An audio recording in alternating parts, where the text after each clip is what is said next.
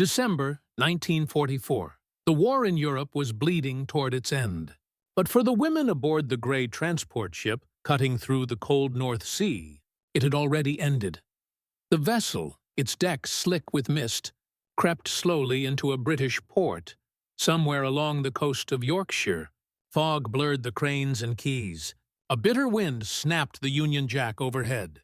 On the deck, rows of German women stood silent. Nurses, clerks, auxiliary staff of the Luftwaffe and Wehrmacht. Their uniforms were faded, their insignia stripped. Some held their breath.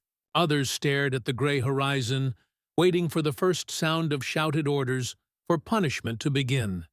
They had been told by German propaganda that capture by the British meant humiliation, hard labor, hunger, retribution.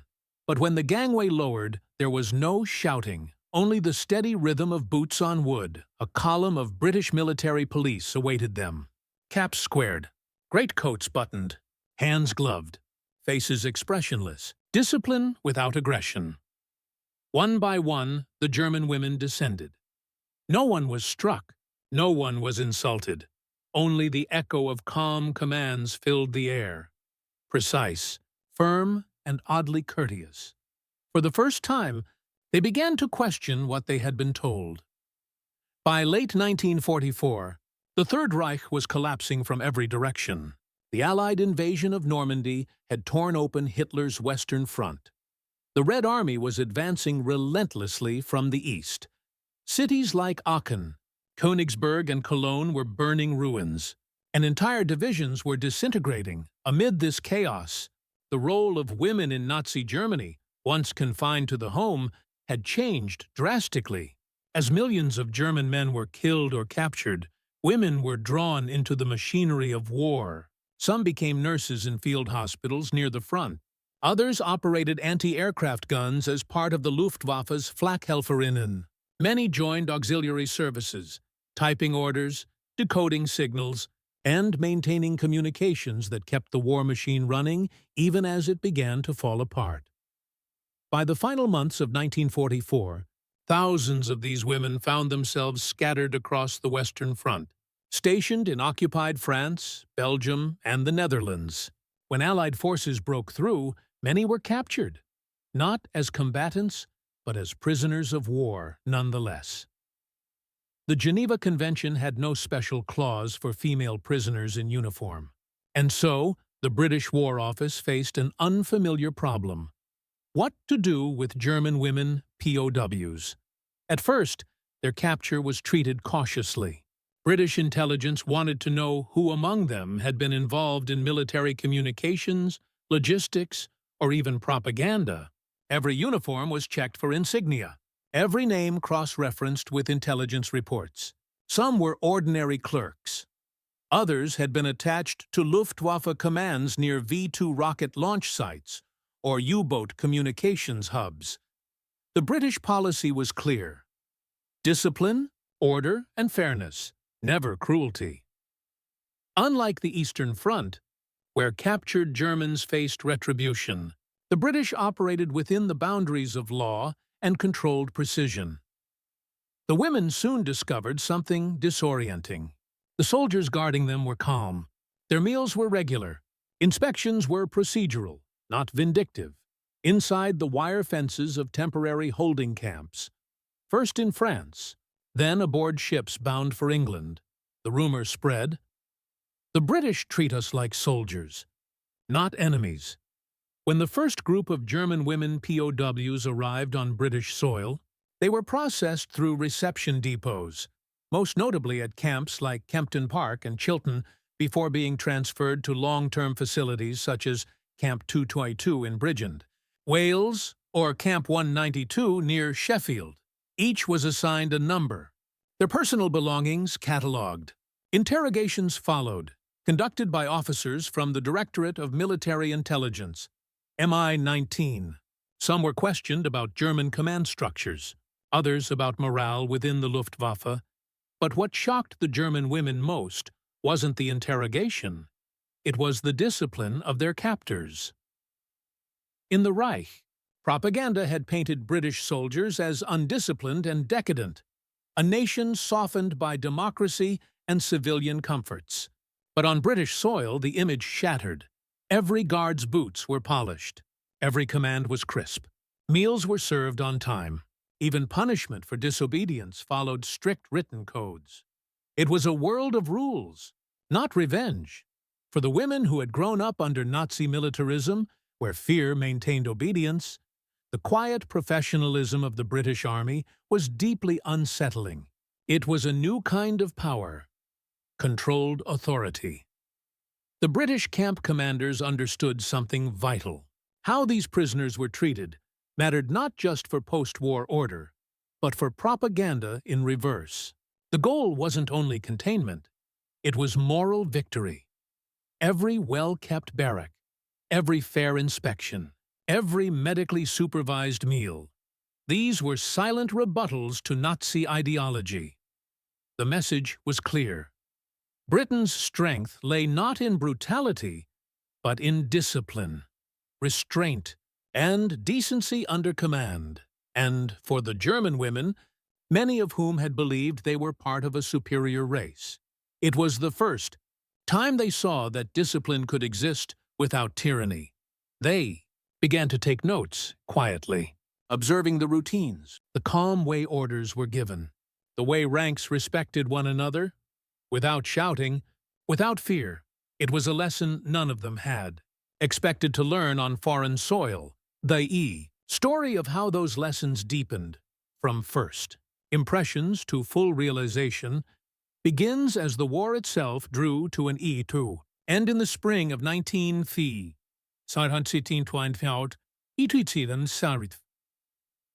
By May 1945, the war in Europe was over. Hitler was dead. The Third Reich, once sprawling from the Pyrenees to the Volga, was now a graveyard of rubble and surrender papers. Across the continent, the British Army had become an occupying force, tasked not only with enforcing order, but with managing millions of displaced persons, soldiers, civilians, and prisoners alike. Among the countless faces behind barbed wire were the German women of the Wehrmacht auxiliaries. Most of them were under 30. Many had served in Luftwaffe communications or clerical roles within the SS Administrative Corps. A few had been attached to high-security units in France and the Low Countries. None had expected to end up on British soil. Their transfer to the United Kingdom was not immediate. It came through a long process of screening, classification, and transport, a logistical operation that mirrored the scale of Britain's wartime organization itself. Captured women were first processed in continental transit camps, such as Boulogne, Ostend, or Le Havre, where Allied officers verified identities and affiliations. They were divided into categories: Wehrmacht auxiliary, civilian worker, propaganda staff, or intelligence-related personnel. Those deemed valuable for intelligence were prioritized for transfer to Britain. The goal was not punishment, but information, insight into how the German military bureaucracy functioned, how orders flowed between departments, and what morale had been like inside Hitler's shrinking empire. The transport ships were often repurposed military vessels, gray, cold, and functional. As they crossed the channel, most women stared in silence at the water, wondering what awaited them. They had heard rumors that Britain treated its prisoners well, but also that it was strict, emotionless, and reserved. When they finally disembarked at Tilbury Docks, Liverpool, or Portsmouth, they were met not by mobs or hatred, but by officers with clipboards and military police in pressed uniforms. It was the beginning of a new phase of captivity, and the beginning of cultural shock. For many of these German women, the contrast was immediate. They had come from a regime that glorified noise, spectacle, and uniformity, where even compassion was choreographed. The British military, in contrast, projected quiet precision. No shouting. No propaganda banners. No emotional speeches. Just steady eyes and written orders.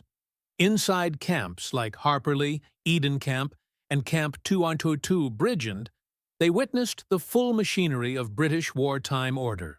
Every camp had a commandant, medical staff, chaplains, and strict daily routines.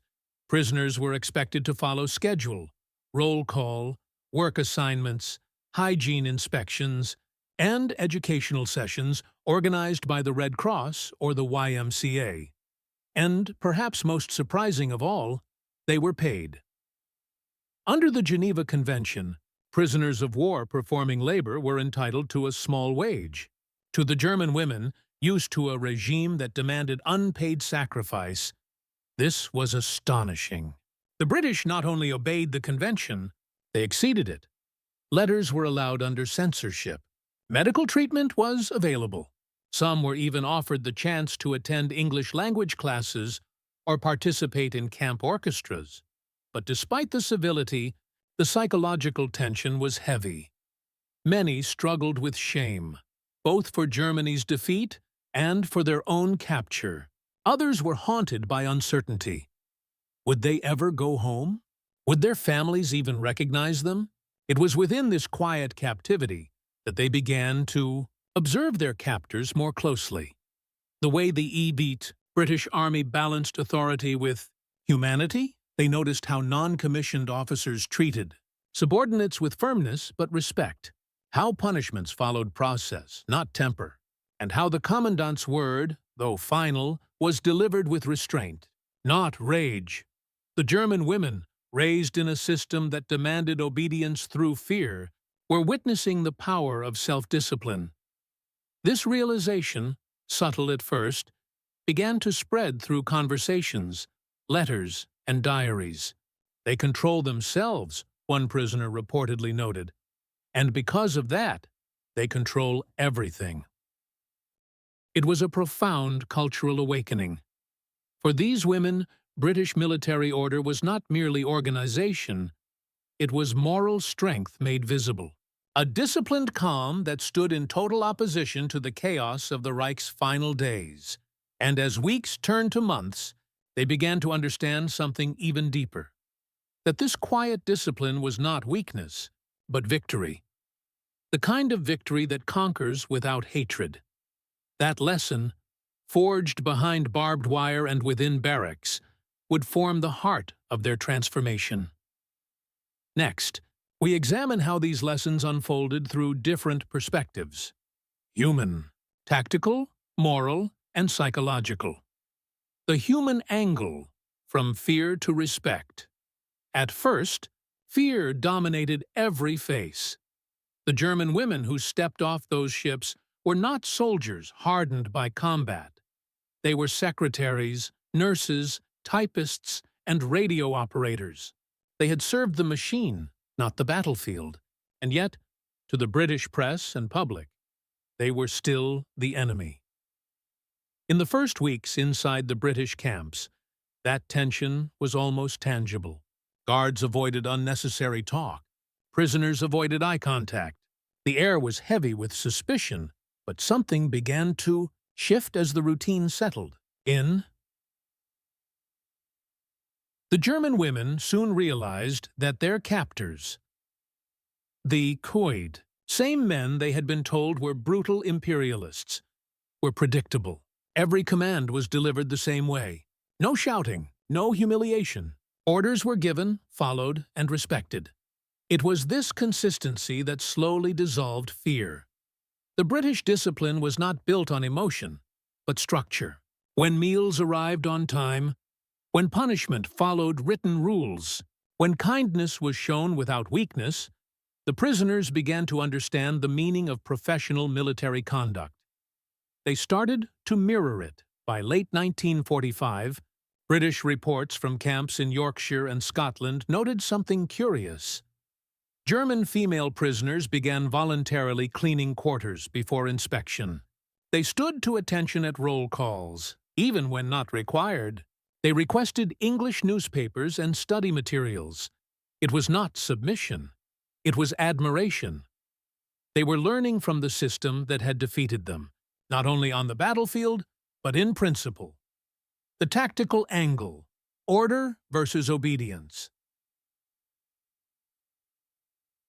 13. Difference between the German and British military ethos was rooted in philosophy.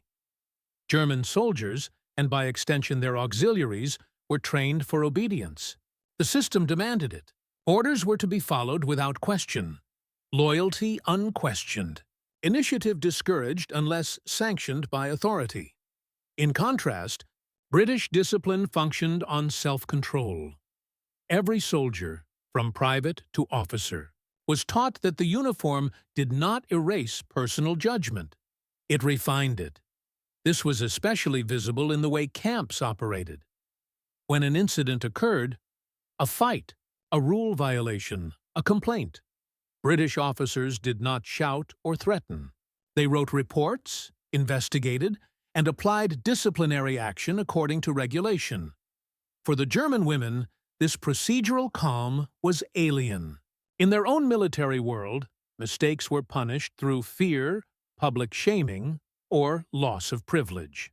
Here, punishment was methodical and professional, never personal.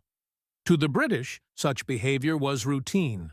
To the prisoners, it was a revelation. It showed that control did not require cruelty, that structure could exist without tyranny. And tactically, it was a subtle weapon. It maintained authority not through terror, but through respect. The guards never lost composure. Therefore, they never lost control. The German women came to understand that British power, the power that had held the empire together through 2 world wars, came from this equilibrium of firmness and restraint. This discovery reshaped their perception of military strength itself. The moral angle. Captors. Without hate, perhaps the most astonishing revelation for many of the prisoners was moral, not military. They had been conditioned to see Britain as arrogant, vindictive, the eternal enemy of Germany. Nazi propaganda had painted the British as hypocrites, hiding cruelty beneath their manners, and yet, day after day, the reality contradicted every poster and radio broadcast they'd been fed. When one of the women fell ill, she was treated by British doctors, not as an enemy, but as a patient. When Red Cross parcels arrived, they were distributed equally. British officers even ensured that prisoners had access to sanitary supplies, an act unthinkable under the Reich's own camp system. It was humanity wrapped in discipline. The moral lesson cut deep. Many began to write letters home, describing not punishment, but order, not cruelty, but care. Some British chaplains organized discussion groups about post-war reconstruction, where prisoners were invited to share ideas for rebuilding Europe. Through these exchanges, many German women began confronting the moral collapse of the system they had served. They saw, in contrast, what justice and order could look like when guided by conscience. For them, captivity became an education, not in suffering, but in the ethics of civilization. Each of these perspectives revealed a truth that would stay with them long after the war: that the strength of a nation does not lie in the volume of its commands, but in the integrity of its discipline. And that understanding would deepen even further when they witnessed how British order was maintained under stress, scarcity, and the eyes of the very enemy it had defeated. The psychological angle. Dignity in captivity for the German women. Captivity was not only a physical confinement, it was psychological disarmament. The Reich had raised them on slogans of superiority, loyalty, and sacrifice. To admit defeat, to serve under a foreign flag, was unthinkable. But the British system did not humiliate them. It dismantled arrogance through civility. Within weeks, a quiet transformation began. The barbed wire no longer symbolized subjugation. It represented the rules of a world that functioned without fear. The women began to see their captors' calm as a strength they had never understood before. Many had witnessed German officers explode in rage over minor mistakes. In contrast, British officers addressed errors with clipped professionalism. This contrast disturbed the prisoners at first, then intrigued them. Psychologists working for the British Army noticed this shift. Reports from the War Office Directorate of Prisoners of War in Fihilan Renatufiden Tuainbedi Chaintoit, 1946 described an unusual morale inversion, where German prisoners began to admire their captors' behavior more than their own nation's past leadership. By treating them with dignity, the British had achieved something that coercion could not: internal change. The captives began policing their own behavior, organizing cultural programs, and volunteering for camp duties. Even British guards admitted surprise at the level of discipline emerging within the German women's quarters. Respect had become reciprocal, born not from fear, but from quiet recognition. The cultural angle, the discipline of everyday life culture, reveals itself most clearly in small routines. For the British, order was not confined to the battlefield. It lived in how tea was served, how uniforms were pressed, how time was kept. Inside the camps, even meals followed ritual precision. The German women noticed that British soldiers never cut the queue, even when food was simple and scarce. They cleaned their mess tins, folded bedding, and polished boots as if the war still depended on it. That sense of self-imposed order fascinated the German prisoners. It was the opposite of the Reich's performative discipline, which had been loud, ideological, and often chaotic beneath its surface. To the British, doing things properly was not propaganda. It was identity. This cultural discipline extended to language, humor, and restraint. The guards rarely swore. They kept their tempers under control. And when prisoners tested the limits, the response was procedural, never emotional. Over time, many German women began adopting British habits, queuing patiently, using polite address, even mimicking accents. Some learned to write thank you notes in English. Others began teaching themselves the language using newspapers left by soldiers. It wasn't submission. It was fascination. They were observing a system that had remained calm even in total war.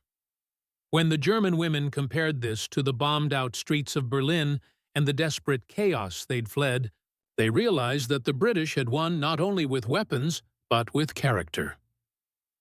The leadership angle, command by example. Tone of every camp was set by its commandant. Some were veterans of North Africa or Normandy, men who had seen the worst of war and understood the value of restraint.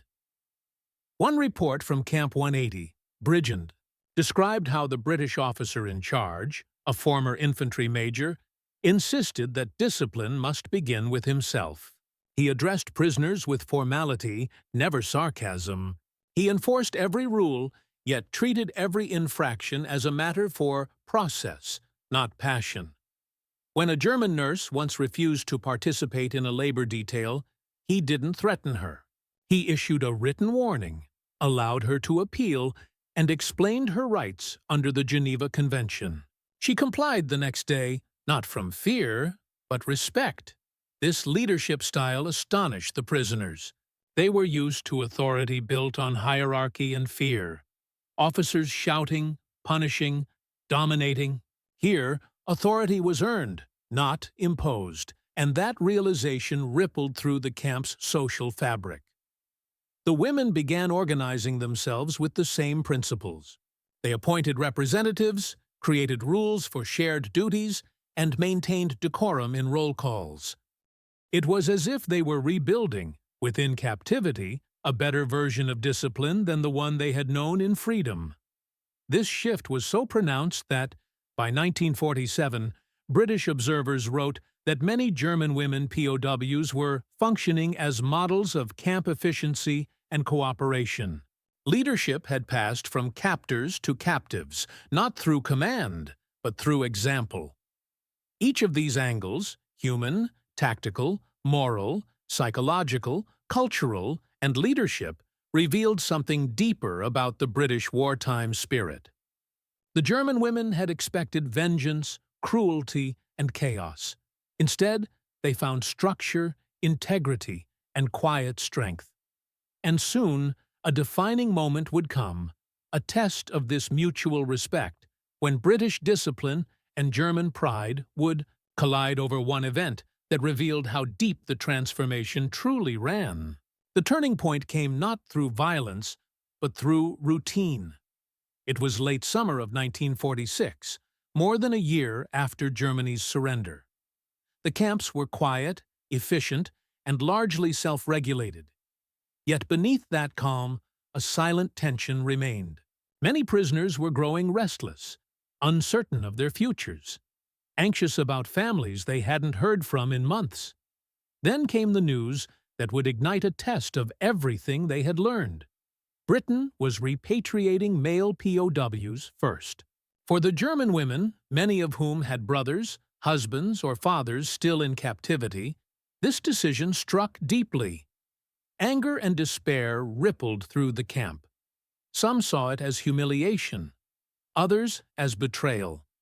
When the official orders were, "Read out one cool August morning," a group of women in Camp 222, Bridgend, refused to report for work detail. They gathered outside their barracks, standing shoulder to shoulder, silent, defiant. It was the first coordinated act of resistance since their arrival on British soil. The guards, caught off guard, called for the commandant. He arrived within minutes, a middle-aged officer with a steady walk and steel-gray eyes, the kind of man who had led men through the discipline of war and now commanded peace with the same composure. He approached the line of women, his boots crunching on gravel, the morning mist rising from the fences behind them. No shouting, no threats. He simply looked at them, then spoke quietly. "You will return to your quarters. Work will resume when order is restored." No one moved. The tension thickened. British MPs nearby tightened their grips on batons, but the officer raised a hand, signaling restraint. Then he turned and walked away, leaving the silence behind him.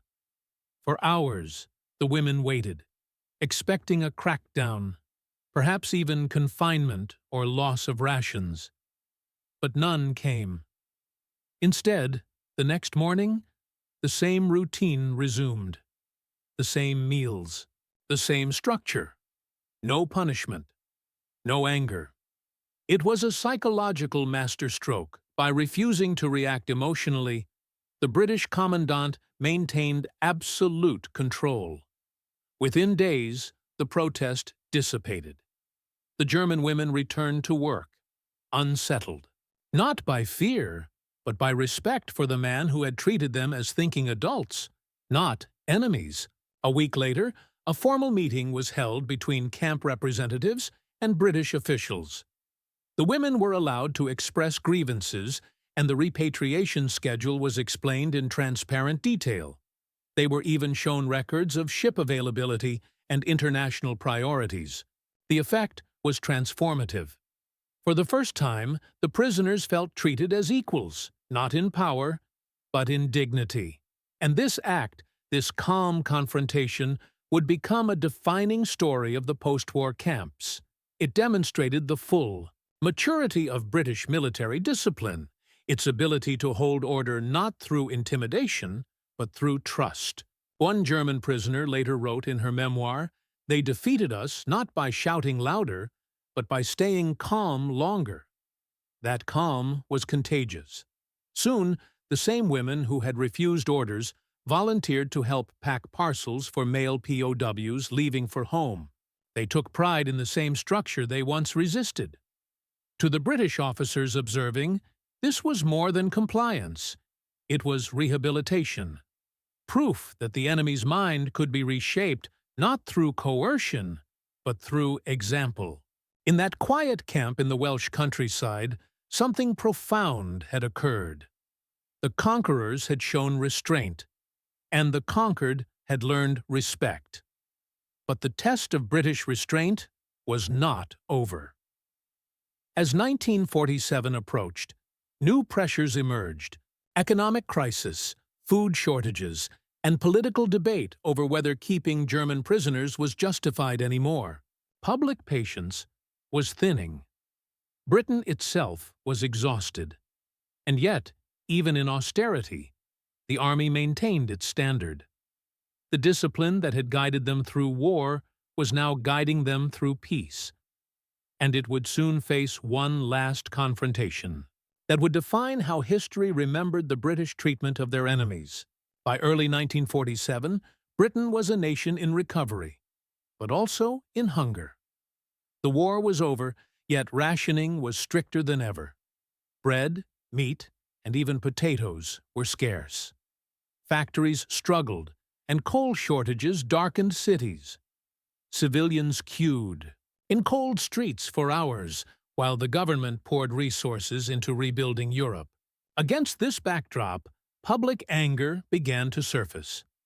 Why were German prisoners still being fed when British families were starving? Newspapers ran headlines questioning the luxury of POW camps. Members of Parliament demanded repatriation, and soon, outside camp fences, small crowds gathered, shouting insults, waving signs, and demanding the Germans be sent home. Inside those fences were the same German women who had once feared British cruelty, now watching ordinary civilians, tired and hungry, turn their anger toward them. Tension spread again through the compounds, but this time it wasn't fear that defined them, it was order. When the commandant received notice that local demonstrators might approach the camp perimeter, he didn't increase punishment or call for reinforcements. Instead, he briefed the prisoners directly. He stood before them in the courtyard and explained the situation. Honestly, calmly, transparently. "You are under our protection," he said. "No one will harm you while you are in our custody.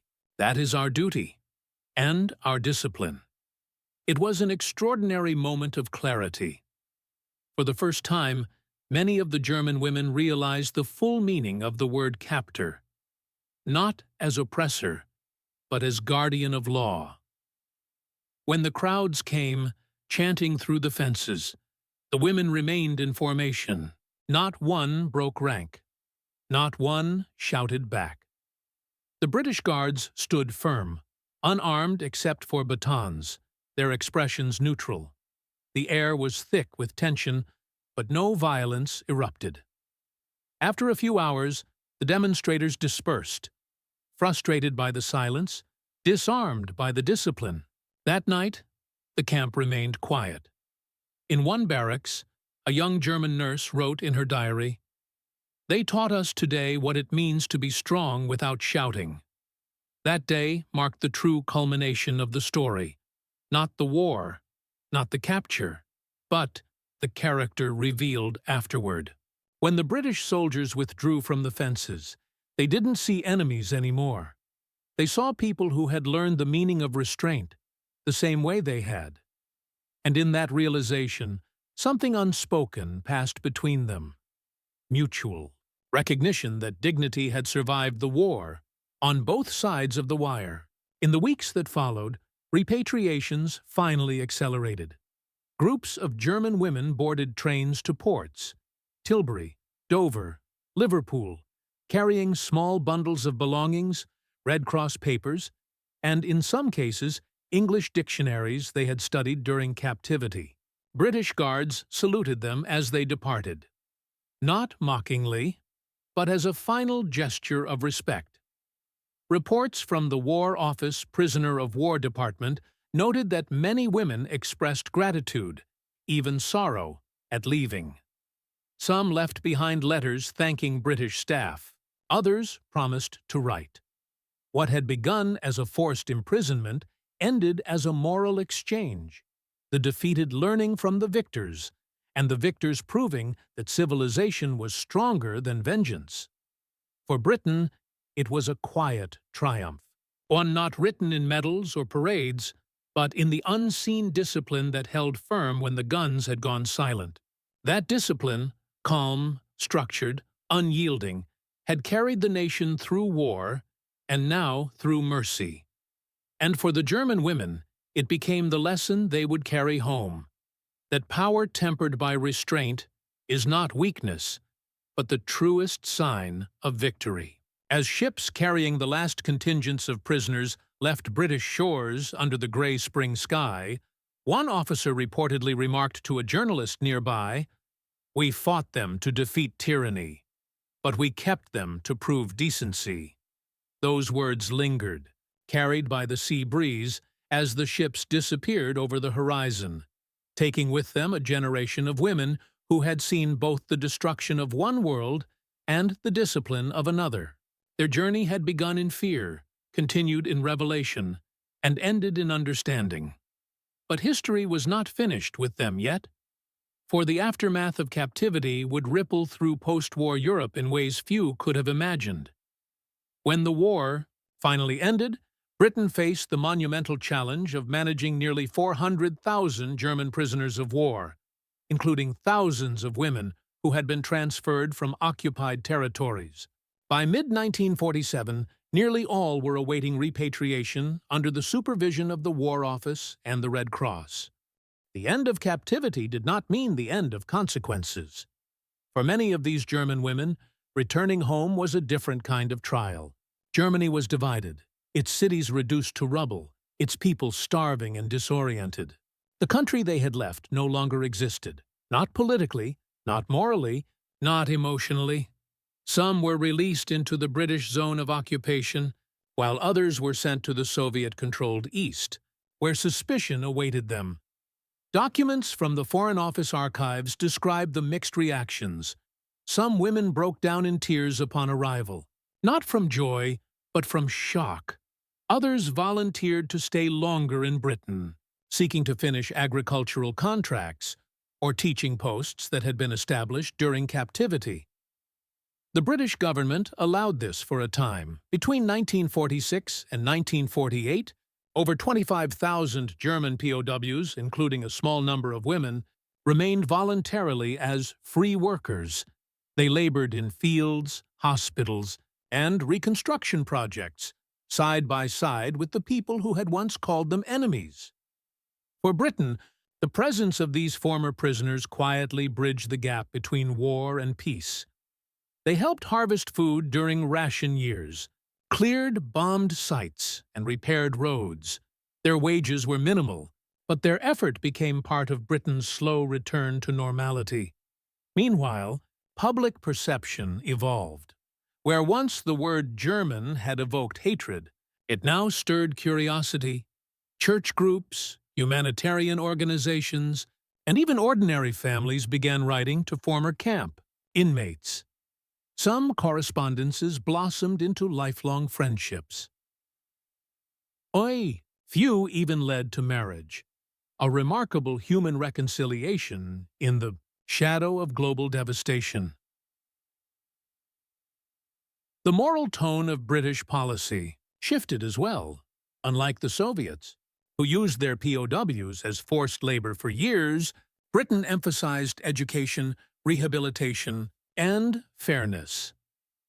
The British Ministry of Labour documented the program as an experiment in civilized conduct after barbarism.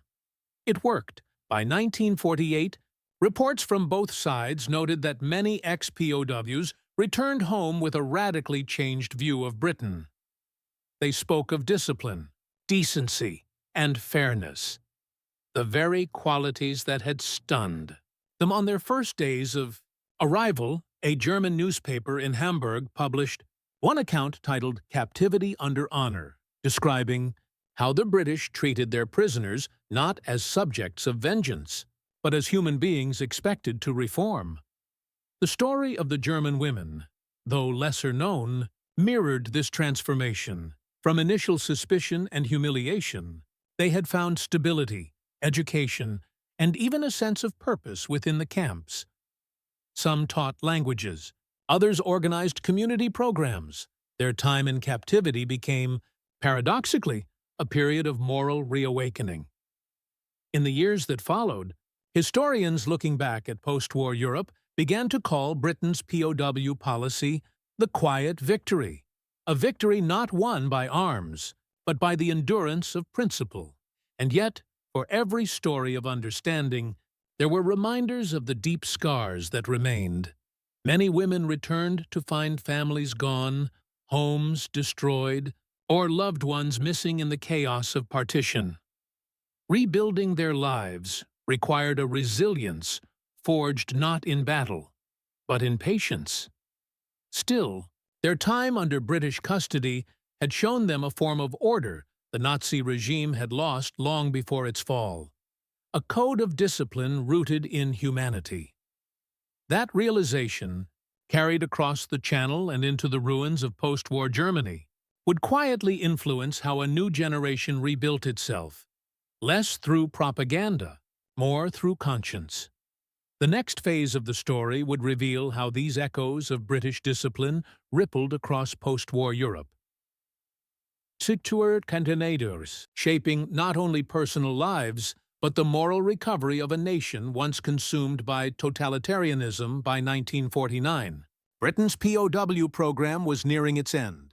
The last official repatriation transports departed from ports like Tilbury, Liverpool, and Southampton, their decks filled with men and women who had once worn the insignia of a defeated Reich.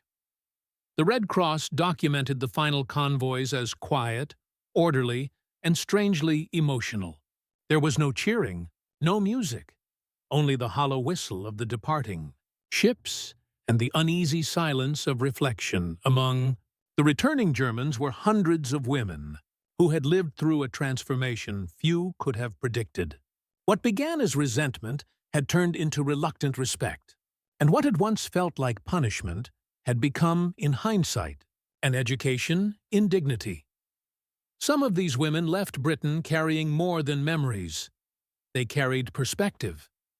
They had witnessed a country battered by war, but unbroken in spirit. They had seen civilians who endured the Blitz without surrendering their sense of fairness. They had observed British officers, firm, disciplined, and deeply procedural, conducting themselves with restraint even when they held all the power. This image stood in direct contrast to what they had been taught under Hitler's regime. The propaganda that painted the British as weak or decadent had dissolved in the face of daily experience. Tatupon Maidriv. Reality was far more complex, a society defined not by cruelty, but by quiet resolve. In post-war Germany, their testimonies became part of a subtle re-education from within. Some women wrote accounts for local papers. Others spoke in churches or schools about their captivity. A few even defended the British in public debates, sparking controversy among compatriots still steeped in wartime resentment. One 1948 diary, later published in Bremen, read, "We thought they would hate us, but they treated us as if the war were something to recover from, not to avenge." This sentiment spread slowly but powerfully through a nation struggling to rebuild its moral compass. Meanwhile, Britain had its own quiet transformation. The British people, who had once viewed German POWs, especially female ones, with suspicion or hostility, began to see them as individuals rather than symbols of Nazism. The shared hardship of rationing, labor, and recovery softened divisions. Reports from the Ministry of Information and BBC broadcasts documented this shift in tone. Public discussions turned toward reconciliation, European cooperation, and the prevention of another catastrophe. By the early 1950s, some of those very German women who had worked in British hospitals and farms returned voluntarily. Not as prisoners, but as students, nurses, or émigrés seeking a new start in a country that had once been their captor.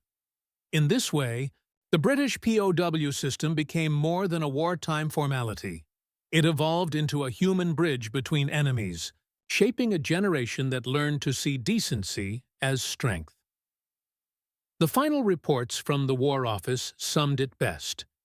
Discipline maintained without hatred, and order sustained without oppression. These were the quiet victories of peace. The German women who had arrived in fear and humiliation now carried those lessons home, becoming unwitting ambassadors of Britain's moral resilience.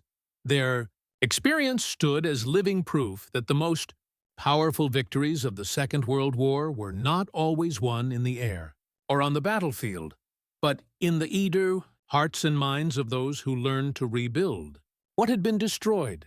The story of these women, and of the disciplined British system that held them, did not end on the docks of their departure.